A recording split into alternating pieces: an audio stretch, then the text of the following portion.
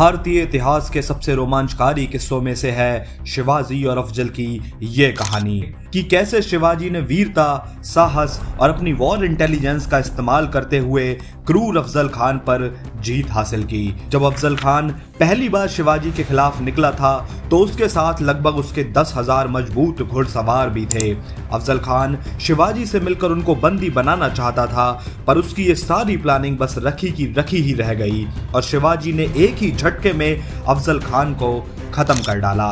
आज की इस वीडियो में हम इसी कहानी को पूरी तरह से समझने जा रहे हैं, तो चलिए शुरू करते हैं आज की इस वीडियो को।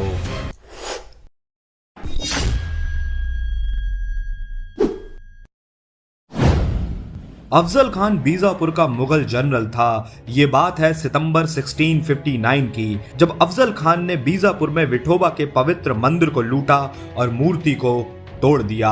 अफजल खान की योजना हिंदू मंदिरों की अपार संपत्ति को लूटना, नष्ट करना और मंदिर के आसपास के पुजारियों और व्यापारियों पर अत्याचार करना था। उसकी रणनीति हिंदुओं के पवित्र शहरों पर तेजी से घुड़सवार छापे, मंदिरों को लूटना, पवित्र मूर्तियों को तोड़ना और हिंदुओं को पैसे के बदले अपने साथ शामिल करने की थी। इसके बाद उसने तुलजापुर की ओर रुख किया, जो महाराष्ट्र के सबसे पवित्र मंदिरों में से एक है और शिवाजी की कुल देवी भवानी का स्थान है।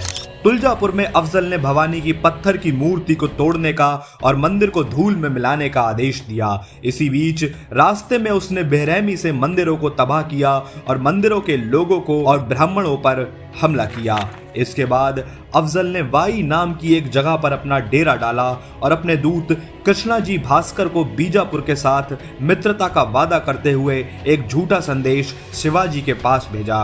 उसका मकसद सिर्फ शिवाजी को पहाड़ियों से बाहर निकालना और उनको बंदी बनाना था। आसपास के इलाकों को वो पहले ही अपने साथ शामिल कर चुका था।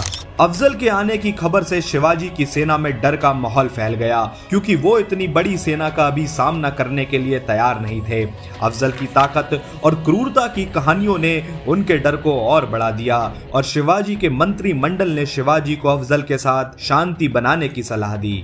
ये शिवाजी के जीवन का सबसे अहम पल था। अफजल खान के सामने झुकने का मतलब आजादी की सभी उम्मीदों को छोड़ना था और उसकी सेना का खुले तौर पर विरोध करने का मतलब एक भी साथी या संरक्षक के बिना बीजापुर और मुगलों दोनों के खिलाफ जीवन भर के लिए युद्ध का न्योता देना था। अफजल से मिलने से ठीक एक रात पहले शिवाजी निर्णय लेने के लिए करवटें बदलते रहे। उन्होंने हिंदू धर्म की खातिर बिना किसी डर के साहसपूर्वक अफजल का सामना करने का फैसला किया और उसे जीतकर अपनी पूरी सुरक्षा करने का इंतजाम किया। शिवाजी ने अपना मन बना लिया था। अगली सुबह उन्होंने अपने मंत्रिमंडल को अपनी रणनीति के बारे में बताया। वो लोग बहुत प्रभावित हुए और युद्ध के लिए अपना सब कुछ लुटाने के लिए तैयार हो गए। शिवाजी ने अपने मारे जाने की स्थिति में शासन चलाने के लिए सारे निर्देश देते हुए अपनी योजनाओं को इम्प्लीमेंट करना शुरू कर दिया। जनरल मोरो त्रिम्बक और नेताजी पालकर की लीडरशिप में सेनाओं को कोंकण कोस्ट से बुलाकर प्रतापगढ़ के पास पोजीशन लेने का आदेश दिया गया। इसी बीच शिवाजी ने अफजल के दूत कृष्णजी भास्कर से मुलाकात की और एक हिंदू होने के नाते उन्होंने खान के असली इरादों के बारे में बताने की अपील की। कृष्णा जी ने संकेत दिया कि अफजल ने एक विश्वासघाती जाल की योजना बनाई है। इसके बाद शिवाजी ने अफजल के साथ मुलाकात को मंजूरी दे दी और कृष्णा जी के साथ अपने दूत गोपीनाथ पंत को भेज दिया। गोपीनाथ का असली मिशन जासूसी करना और दुश्मन की सेना के बारे में पूरी जानकारी जुटाना था। उनको बताया गया कि मुलाकात के दौरान अफजल शिवाजी को कोई नुकसान नहीं पहुंचाने वाला, पर गोपीनाथ ने अफजल के अधिकारियों को मनाने के लिए रिश्वत का इस्तेमाल किया और उन्होंने ये खुलासा किया कि ये बैठक शिवाजी को पकड़ने के लिए एक जाल थी। गोपीनाथ वापस लौटे और शिवाजी से आग्रह किया कि वो एक अकेली बैठक में अफजल से मिलने ना जाएं, पर शिवाजी तो अफजल को खत्म करने की पूरी तैयारी कब से कर चुके थे। उन्होंने अपनी सेना को हर तरह के हमले के लिए तैयार रहने के आदेश दिए और अफजल से प्रतापगढ़ में मिलने के लिए तैयार हो गए। अफजल भी सहमत हो गया और उसने प्रतापगढ़ के नीचे एक गांव में डेरा डाल लिया। अगले दिन के लिए बैठक की तैयारियां की गईं। उस रात शिवाजी ने मंडप के रास्ते में घात लगाकर बैठने वाले अपने विशेष सैनिकों को तैनात किया और रास्ते को शाही स्वागत के लिए शानदार कालीनों, तकियों और तंबुओं से सजाया गया।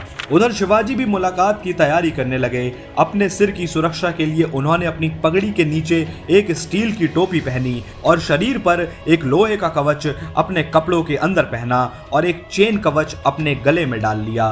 इसके साथ ही उन्होंने अपने बाएं हाथ में वाघनख का एक सेट छुपा लिया और अपने दाहिने आस्तीन में एक पतला सा तेज बिच्छू खंजर भी छुपा लिया था। उनके साथ असाधारण साहस और फुर्ती वाले केवल 2 तलवारबाज थे, जीव मल्लाह और शंभू जी। दोनों के ही पास 2 तलवारें और एक ढाल थी। जब वो नीचे उतर रहे थे तो माता जीजाबाई ने उन्हें जीत और सुरक्षा का आशीर्वाद दिया। फिर वो किले से बाहर आए और इंतजार करने लगे। इसी बीच अफजल खान 1000 से भी ज्यादा रक्षकों के साथ आया। ये देखकर गोपीनाथ ने आपत्ति जताई और उसको ये याद दिलाया कि शिवाजी के पास केवल 2 ही बॉडीगार्ड हैं। अफजल ना चाहते हुए भी तैयार हो गया और 2 सैनिकों और सैयद बंदा नामक एक प्रसिद्ध तलवारबाज के साथ एक पालकी में पहाड़ी पर चढ़ गया। जब वो तंबू में पहुंचा तो अफजल शाही फर्नीचर और सजावट देखकर गुस्सा हो गया, जो एक असाधारण जागीरदार के बेटे के लिए बहुत बड़ी बात थी। लेकिन गोपीनाथ ने उसे ये कहकर शांत करा दिया कि ये सभी चीजें जल्द ही शिवाजी के सरेंडर के बाद बीजापुर महल में ही जाएंगी। इधर शिवाजी भी धीरे धीरे कदमों से तंबू में आ गए। दोनों तरफ 4 आदमी मौजूद थे, लेकिन शिवाजी निहत्थे लग रहे थे, एक विद्रोही की तरह जो आत्मसमर्पण करने आया था, जबकि खान के पास उसकी तलवार और सैनिक भी थे। शिवाजी मंच पर चढ़ गए और अफजल को प्रणाम किया। अफजल ने अपनी सीट से उठकर शिवाजी को गले लगाने के लिए अपनी बाहें खोल दी। शिवाजी केवल उसके कंधों तक ही आ रहे थे, पर अचानक अफजल ने अपनी पकड़ मजबूत की और शिवाजी की गर्दन को लोहे की पकड़ से पकड़ लिया। उसने अपना खंजर निकाला और शिवाजी की बगल में घोंप दिया। उनके छिपे हुए कवच ने उन्हें इस विश्वासघाती हमले से बचा लिया, लेकिन वो शिवाजी का गला घोंट रहा था। शिवाजी ने जल्दी से खुद को संभाला और हाँफते हुए खान की कमर की चारों ओर अपना हाथ डाल दिया और वाघनख से घातक प्रहार किया, जिससे उसकी आंतें फट गईं। जिसके बाद शिवाजी ने बिच्छू खंजर से अफजल की कमर में वार किया। घायल अफजल दर्द से चिल्लाने लगा। अफजल के आदमी दोनों तरफ से भागे और सैयद बंदा ने शिवाजी के सिर पर वार किया, जिससे उनकी पगड़ी के 2 टुकड़े हो गए। पर पगड़ी के नीचे पहनी हुई स्टील की टोपी ने उनको इस वार से बचा लिया और अब शिवाजी ने तलवार पकड़ ली और जवाबी हमला किया।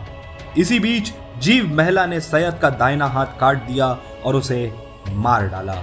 उधर अफजल के आदमियों ने घायल खान को अपनी पालकी में बिठाया और वापस अपने शिविर की ओर भागने लगे, लेकिन शिवाजी ने उनके पैरों पर वार किया, जिससे कि उनकी पालकी गिर गई और फिर उन्होंने अफजल का सिर काट दिया और सैनिक शिवाजी की जय जयकार करने लगे। इसके तुरंत बाद शिवाजी और उनके लोग शिखर पर भागे और अपने सभी सैनिकों को हमला करने के संकेत के रूप में तोप से फायर किया। अफजल की सेना पूरी तरह से खत्म कर दी गई। अफजल के सिर को प्रतापगढ़ किले में शिवाजी द्वारा बनवाया गया भवानी मंदिर के पास एक टावर के नीचे दफनाया गया और इस तरह शिवाजी ने अपनी बेमिसाल वॉर इंटेलिजेंस, वीरता और साहस का परिचय देते हुए अपने से कई गुना ज्यादा ताकतवर दुश्मन से अपने राज्य को बचाया। आज की इस वीडियो में सिर्फ इतना ही। अगर वीडियो पसंद आई हो तो वीडियो को लाइक करके चैनल को सब्सक्राइब करना ना भूलें और मुझे कमेंट करके बताएं कि आपकी शिवाजी की इस जीत के बारे में क्या राय है। मैं मिलता हूं आपसे अगली वीडियो में किसी ऐसे ही टॉपिक के साथ। तब तक के लिए बाय।